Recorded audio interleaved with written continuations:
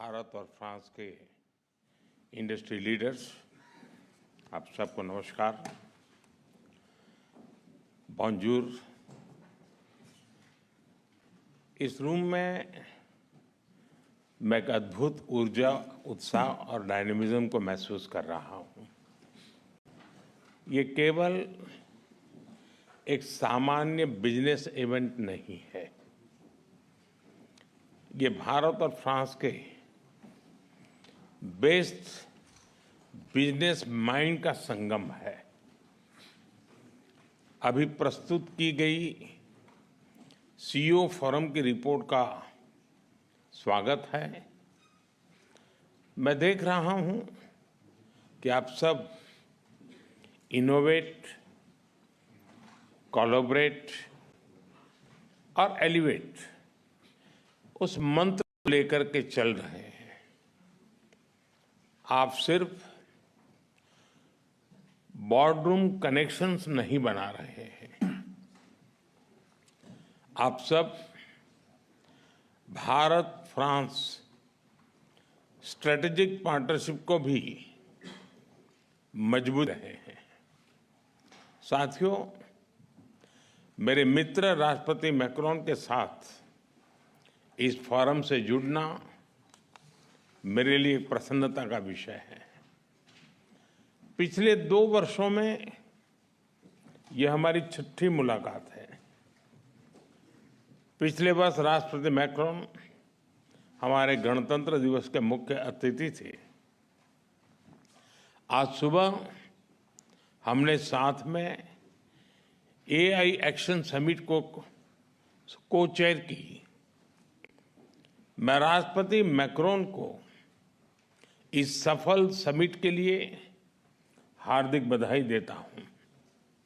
साथियों, भारत और फ्रांस केवल लोकतांत्रिक मूल्यों से ही नहीं जुड़े हैं। हमारी दोस्ती की नींव डीप ट्रस्ट, इनोवेशन, जन कल्याण की भावना पर आधारित है। हमारी साझेदारी केवल दोनों देशों तक ही सीमित नहीं है। हम वैश्विक समस्याओं और चुनौतियों के समाधान में मिलकर सहयोग दे रहे हैं। मेरी पिछली यात्रा के दौरान हमने अपने साझेदारी के लिए 2047 रोड मैप बनाया था। उस पर चलते हुए हम हर क्षेत्र में सहयोग को व्यापक तरीके से आगे बढ़ा रहे हैं। साथियों, आप में से अधिकतर कंपनियां भारत में पहले से मौजूद है। Aerospace, ports, defence, electronics, dairy, chemicals और कंज्यूमर गुड्स जैसे अलग अलग क्षेत्रों में आप सब हैं और काफी एक्टिव है। कई सीईओ से मुझे भारत में भी मिलने का अवसर मिला है। भारत में बीते 1 दशक में जो बदलाव आए हैं उससे आप भली भांति परिचित हैं। हमने एक स्टेबल पॉलिटी और प्रिडिक्टेबल पॉलिसी, ये इकोसिस्टम स्थापित किया है। रिफॉर्म, परफॉर्म, ट्रांसफॉर्म के पथ पर चलते हुए आज भारत विश्व की 5वीं सबसे बड़ी इकोनॉमी है, विश्व की सबसे तेजी से ग्रो करने वाली मेजर इकोनॉमी है, जल्द ही दुनिया की 3री बड़ी इकोनॉमी बनने जा रहे हैं। भारत की स्किल्ड युवा टैलेंट फैक्ट्री और इनोवेशन स्पिरिट वैश्विक पटल पर हमारी पहचान है। आज भारत तेजी से पसंदीदा ग्लोबल इन्वेस्टमेंट डेस्टिनेशन बनता जा रहा है।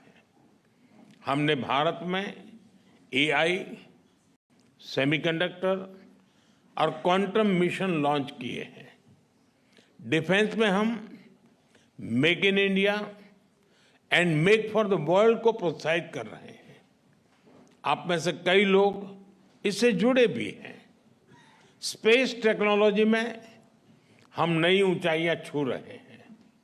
इस सेक्टर को एफडीआई के लिए खोल दिया गया है। हम भारत को तेजी से एक ग्लोबल बायोटेक पावर हाउस बना रहे हैं। इंफ्रास्ट्रक्चर विकास हमारे लिए प्राथमिकता का विषय है और इस पर हम सालाना $114 बिलियन से अधिक का पब्लिक एक्सपेंडिचर कर रहे हैं। हमने मैसिव स्केल पर रेलवे ट्रैक बिछाए हैं। टेक्नोलॉजी का इस्तेमाल कर रेलवे को मॉडर्नाइज और अपग्रेड कर रहे हैं। 2030 तक 500 गीगावाट के रिन्यूएबल एनर्जी के लक्ष्य की ओर हम तेजी से अग्रसर हैं। इसके लिए हमने सोलर सेल मैन्युफैक्चरिंग को बढ़ावा दिया है। क्रिटिकल मिनरल मिशन भी शुरू किया है। हमने हाइड्रोजन मिशन हाथ में लिया है। इसके लिए इलेक्ट्रोलाइजर मैन्युफैक्चरिंग को बल दिया गया है। 2047 तक हम 100 गीगावाट न्यूक्लियर पावर का लक्ष्य लेकर चल रहे हैं। मुझे बताते हुए खुशी हो रही है कि इस क्षेत्र को प्राइवेट सेक्टर के लिए खोला जा रहा है। हम एसएमआर और एएमआर डाइवर्सिफिकेशन और डी रिस्किंग का सबसे बड़ा केंद्र बनता जा रहा है। कुछ दिन पहले हमारे बजट में न्यू जनरेशन रिफॉर्म्स अंकित किए गए हैं। ईज ऑफ डूइंग बिजनेस के लिए नए कदम उठाए हैं। पिछले कुछ वर्षों में हमने 40,000 से अधिक कंप्लायंसेस को रेशनलाइज किया है। ट्रस्ट बेस्ड इकोनॉमिक गवर्नेंस को आगे बढ़ाने के लिए एक high level committee for regulatory reforms गठित की है। कस्टम रेट स्ट्रक्चर को रेशनलाइज किया है। अंतर्राष्ट्रीय व्यापार को आसान करने के लिए डिजिटल पब्लिक इंफ्रास्ट्रक्चर की मदद से भारत ट्रेड नेट की शुरुआत की जा रही है। ईज ऑफ लिविंग की दिशा में नया सिंप्लीफाइड इनकम टैक्स कोड हम ले आ रहे हैं। नेशनल मैन्युफैक्चरिंग मिशन की घोषणा की है और नए सेक्टर्स जैसे कि इंश्योरेंस सेक्टर को 100% एफडीआई के लिए खोल दिया गया है। इन सब इनिशिएटिव्स को आप जरूर ध्यान से स्टडी करें। मैं आप सबको कहता हूं कि भारत में आने का यही समय है, सही समय है। भारत की प्रगति में सभी की प्रगति जुड़ी है। इसका एक उदाहरण एविएशन क्षेत्र में देखा गया। जब भारतीय कंपनियों ने हवाई जहाजों के लिए बड़े ऑर्डर्स दिए और अब जब हम 120 नए एयरपोर्ट्स खोलने जा रहे हैं तो भविष्य की संभावनाओं का आप स्वयं अंदाजा लगा सकते हैं। साथियों, भारत के 1.4 बिलियन लोगों ने 2047 तक विकसित भारत का संकल्प लिया है।